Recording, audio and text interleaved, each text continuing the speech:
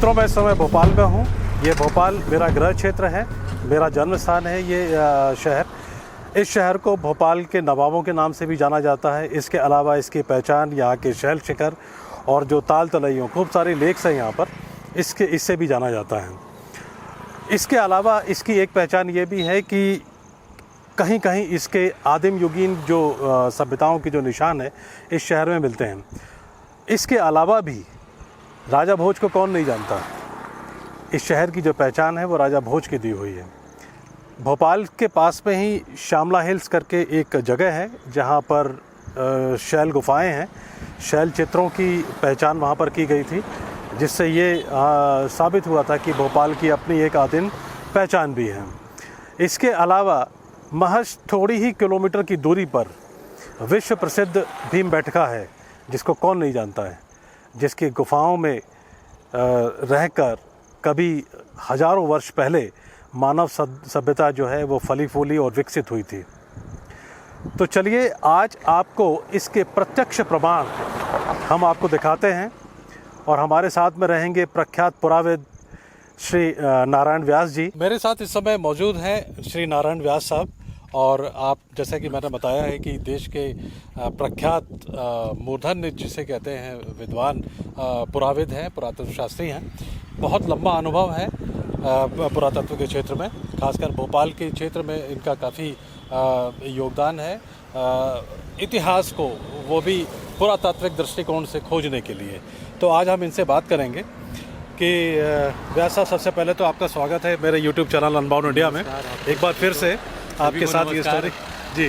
सभी को नमस्कार मेरी तरफ जी। से। मैं ये जानना चाहूँगा कि आपको क्या लगता है कि भोपाल शहर का कोई प्री हिस्टोरिक हिस्ट्री भी है, कोई आदिम युगीन उसकी पहचान भी है कोई भोपाल की? बिल्कुल, ये भोपाल जो पूरा प्रीहिस्टोरिक साइट है जी, क्योंकि आदिम युग की यही पहचान है कि आप जगह जगह जाएंगे यहाँ तो चित्रित शैलाश्रय मिलेंगे, आदि मानव के पत्थर के हथियार मिलेंगे और इससे संबंधित और कई चीज़ें भी आपको देखने मिलेगी, जिसमें पेंटिंग भी है और विशेष रूप से पत्थर के हथियार है। यहाँ जितने भी पहाड़ हैं, पहाड़ों में रॉक शेल्टर्स हैं, क्योंकि आदि मानव जो लाखों साल पहले यहाँ रहता था, घुमक्कड़ जीवन था, उसके लिए भोपाल सबसे उपयुक्त स्थान था। खाने पीने रहने के लिए हर चीज़ के लिए यहाँ सुविधा थी, इसलिए वो यहाँ करता था। और कुछ अभिव्यक्ति करना होता था तो चित्र बनाता था। इसके साथ ही जब उसके मन में जब उपज हुई कि बड़े बड़े पत्थर के टूल्स बनाए, बड़े बड़े बनाए जाते थे, उसके बाद क्या हुआ कि भारी पड़ते थे तो छोटे बनाए प्रारंभ हो गए थे। तो वो चीज़ें आप देखें यहाँ जगह जगह मिलती है, क्योंकि देखा जाए पूरा भोपाल में पहाड़ यहाँ सारी घिर चुकी है, लेकिन एक यही ऐसा स्थान है जहाँ पर अभी तक अतिक्रमण नहीं हुआ है। जी, यहाँ हजारों की संख्या में आपको किसी भी शहर का इतिहास जानना अपने आप में एक दिलचस्प पहलू होता है, लेकिन उस दिलचस्प पहलू के साथ साथ अगर उसके साथ में उसका पौराणिक से भी पुराना अगर इतिहास, आदिम युगीन अगर पहचान अगर उसकी मिल जाए तो वो कुछ अलग ही खास अपने अपने स्थान बना लेता है। तो आपको क्या लगता है कि भोपाल शहर जो है, भोपाल में रहने वाले लोगों के लिए एक अलग सी एक्साइटमेंट है, हो सकती है यहाँ पर? बिल्कुल, एक पभोपाल के लिए पहचान है। जब यदि लोगों को पता चलेगा कि आदि मानव यहाँ रहता था, भीमबेटका में था ही, लेकिन भोपाल के आसपास भी रहता, पहाड़ों के ऊपर रहता था, यहाँ बैठ के आदि मानव जो है पत्थर के हथियार बनाता, उपकरण बनाता था, सब जगह बिखरे बिखरे मिलते हैं, लेकिन उसको पहचानना जरूरी है।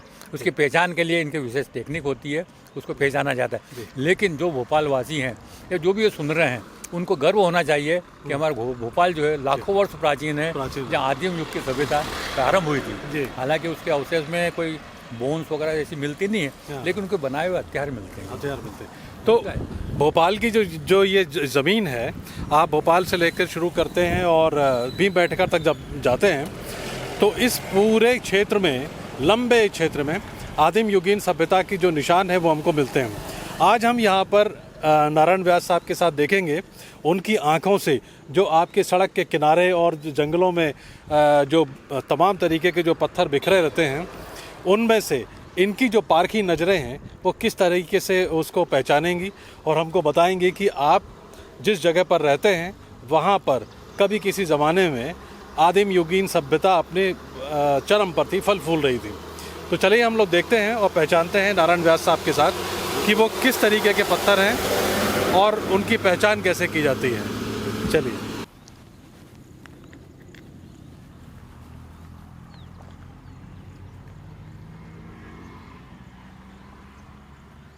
तो व्यास साहब ये आपने क्या उठाया, मतलब एक ये काटने वाला स्क्रैपर टाइप का होता है, जैसे चीज़ काटी जाती है, तो ये उस प्रकार का पत्थर है जिसको यहाँ बनाया है ये काटने के लिए। इस टाइप से इसको काटा जाता था। और इसकी एक तो पहचान भी होना चाहिए ना, कि कैसे हम इन्हें पहचानें, है ना। तो मैं आपसे यही जानना चाह रहा था हाँ कि आपकी जो पारखी नज़रें हैं वो तो खैर उसको पहचान लेती हैं, हाँ।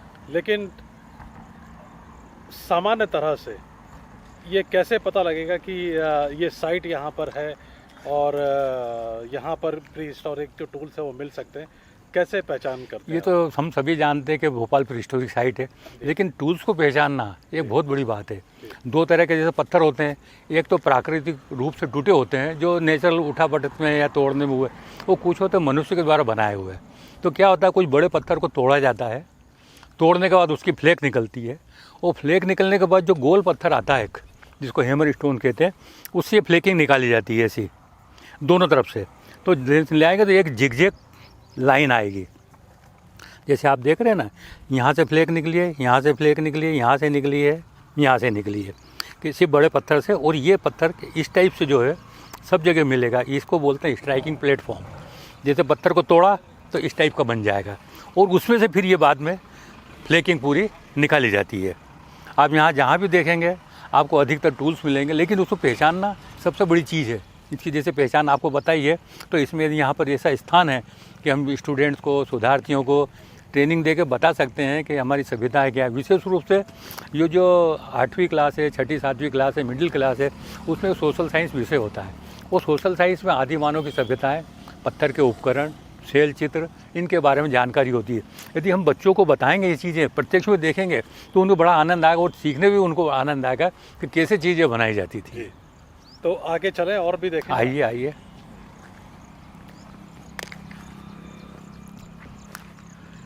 अब इसमें यहाँ क्या है, अधिकतर बनाए हुए हैं। हाँ अभी और चलिए और आगे, आप इनको क्लोजअप करते जाइए। हाँ ये इसको करिए, ये करिए। हाँ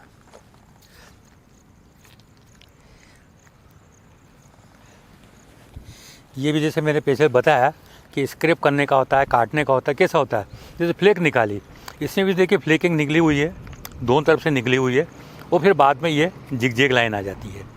और इसमें भी वही स्ट्राइकिंग प्लेटफॉर्म जैसा बताया सब में, ये हर टूल्स के अंदर आपको मिलेगा। किसी में कम है, किसी में ज़्यादा है।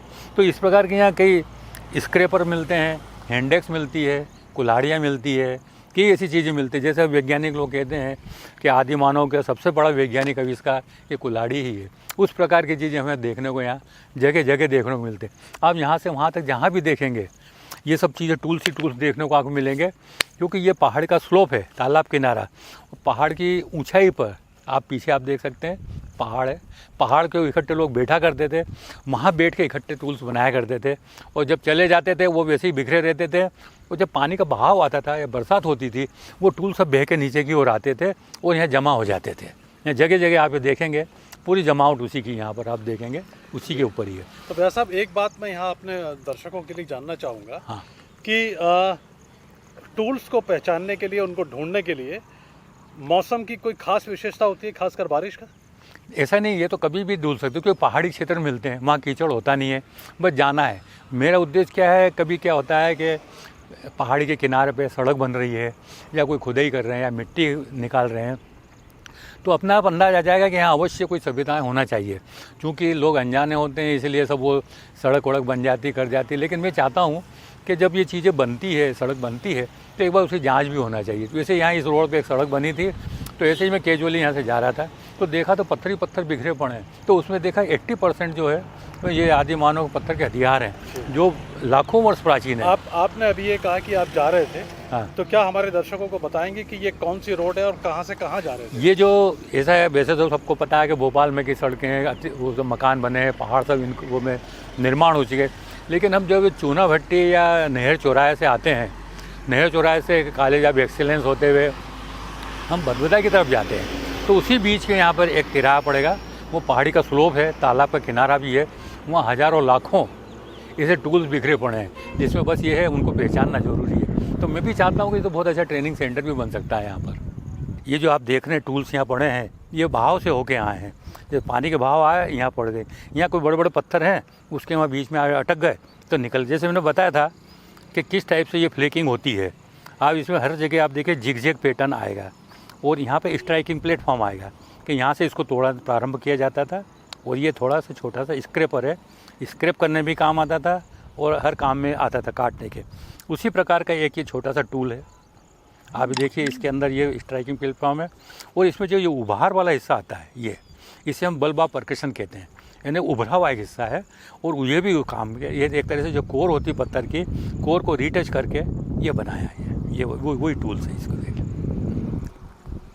और ये भी एक प्रकार का जिसे हम कुल्हाड़ी कहते हैं या क्लीवर है वो है। इसमें क्या होता है, ये कुल्हाड़ी यहाँ से पॉइंटेड होती है लेकिन ये कुछ ही घर्षण से किसी टूट गई है तो इसमें यहाँ पर लकड़ी बांधी जाती थी और लकड़ी बांध के या रस्सी बेले जो भी होती थी उसमें बांधते थे और ये काटने काम आता था। और ये जो कहते हैं कुल्हाड़ी मनुष्य की बनाई हुई, लोग कहते हैं, आज वैज्ञानिक कहते हैं कि सबसे बड़ी मानव की वैज्ञानिक उपलब्धि है जो ये कुल्हाड़ी कहलाती है।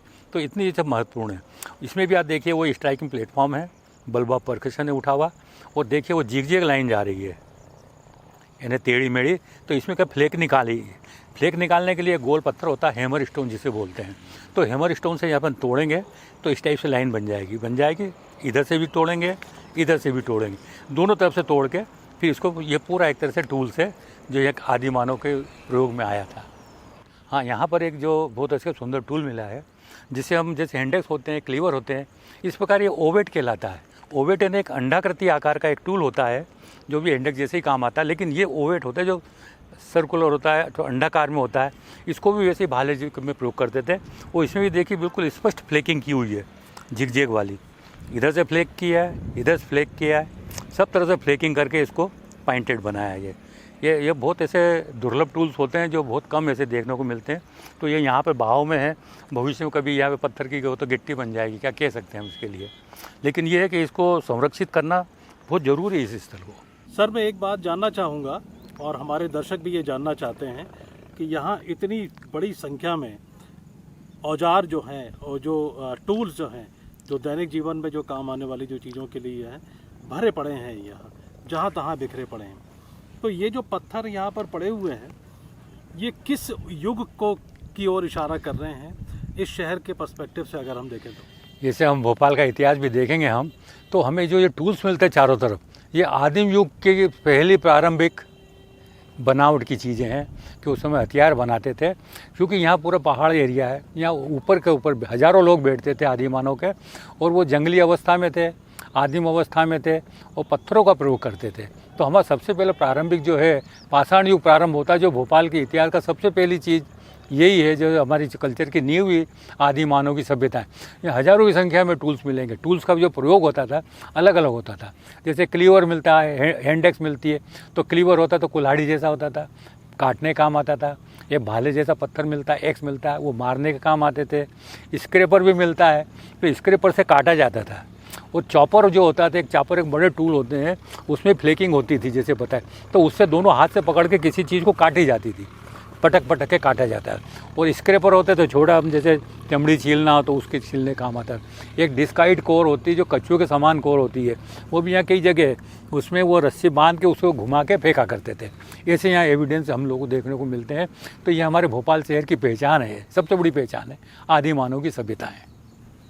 भोपाल का ये जो क्षेत्र है ये कच्चे रास्ते हैं, और जो कलियासोत डैम है उस डैम के पीछे का जो हिस्सा है वो ये है।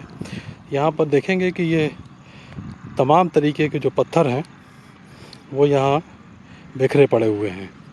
इन्हीं पत्थरों के टुकड़ों में जो आदिम सभ्यता के जो औजार हैं, जिसे हम आदिमानव कहते हैं, उनके इस्तेमाल में होने वाले या उन पत्थरों को औजारों के रूप में तराशने का जो काम है वो यहाँ होता था।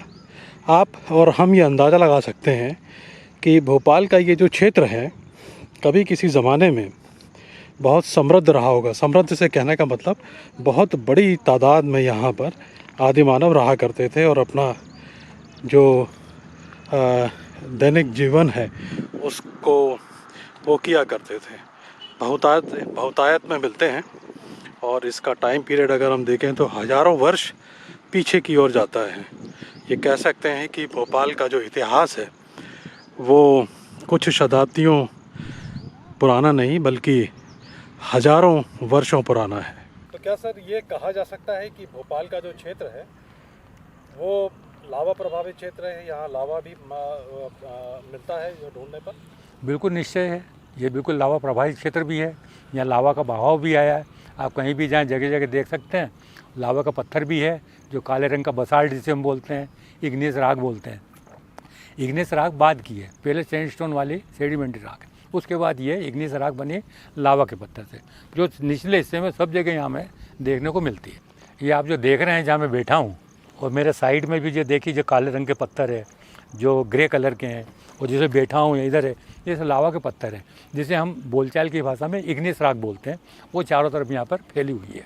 मेरे चैनल को सब्सक्राइब ज़रूर करें और स्टोरी को शेयर ज़रूर करें। आपके मन में अगर कोई विचार है, कोई थॉट है भोपाल को लेकर, कमेंट ज़रूर करें। आप मेरे चैनल को ज्वाइन भी कर सकते हैं। इसके अलावा मेरे चैनल को सपोर्ट करने के लिए डिस्क्रिप्शन में जो लिंक है उसमें उस डिटेल भी आपको मिलेगी।